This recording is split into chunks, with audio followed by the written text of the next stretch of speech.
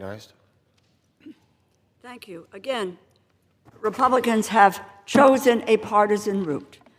In essence, this was the negotiation around the continuing resolution. There was a consensus that it should have been a bipartisan negotiation. That consensus was abrogated. So again, Republicans choose a partisan route. They would rather shut down the government than sit down and talk with Democrats about lowering costs for millions of Americans, preventing people from getting kicked off of their health care, and stopping President Trump and Budget Director Russ Vought from stealing from our communities and from our constituents.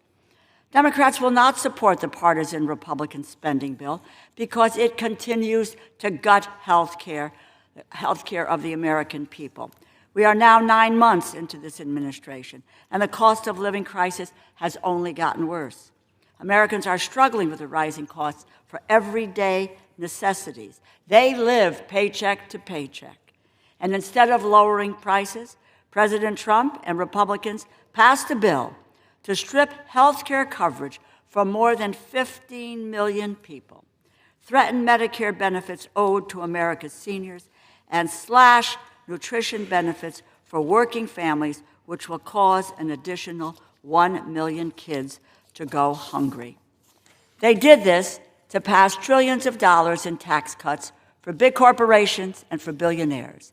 And they add $4 trillion to the national debt over the next 10 years. Republicans' funding bills are cut from the same cloth. They help billionaires and big corporations grow their power, raise prices on the backs of the middle class and the working class. But what is coming out of the White House is even worse. President Trump's administration, led by Russ Vought, is unlawfully stealing funds that Democrats and Republicans passed into law. Yes, the agreements that we have reached over the years, Democrats, Republicans, House, and Senate have said yes, they've been signed into law, and now an unelected official, Russ Vought, is stealing that money and using it for what purposes we don't even know. This administration continues to freeze, to terminate, and cancel $410 billion. It's in commitments to families, to farmers, to children, to small businesses and communities in every part of our country. Billions of these commitments will soon be lost forever if Congress refuses to rein in this administration's illegal actions. As much as $5 billion for the National Institutes of Health and the Centers for Disease Control and Prevention will be wasted. Money promised to help farmers and ranchers drive advancements in agriculture is at risk. Over $1 billion in nonprofit security grants and homeland security grants that keep our communities safe may disappear, and hundreds of millions of dollars in resources to help Americans deal with the increased cost of housing will evaporate.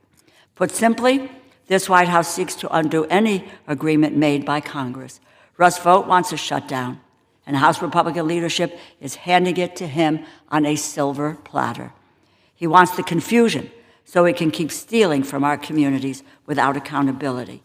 These are not normal times. We are not considering this funding during normal circumstances.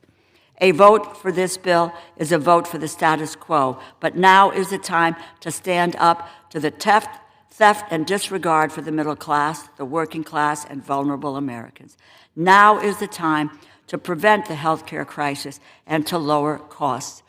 My colleagues on the other side of the aisle would say the health care costs are not germane to this bill. Well, take a look at your continuing resolution. 67 of the 91 pages of that resolution deal with health care issues, whether they are health care extenders or whether they are health care for veterans. So it is absolutely appropriate that we talk about how the administration has gutted health care, caused a health care crisis, increasing costs for people. Now is the time to put an end to the Trump administration's corruptions that as hardworking Americans are paying for. Democrats want to lower costs, deliver critical services to all Americans, and that can be achieved through the continuing resolution that Senator Patty Murray and I introduced yesterday. It cannot be achieved through a Republican shutdown. This partisan bill reflects a broken political system.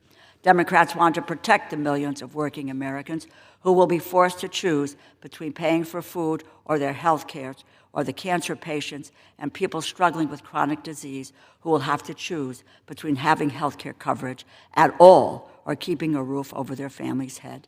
But the Republican majority ignores the democratically elected representatives for half of the country to appease their leader. Let us hope the majority does not drive us straight to a Republican shutdown. But if they do shut the government down, I have no doubt the American people will know who is to blame. Vote no on this bill that fails to address the needs of Americans. Join Democrats at the table. Thank you, and I reserve the balance of my time.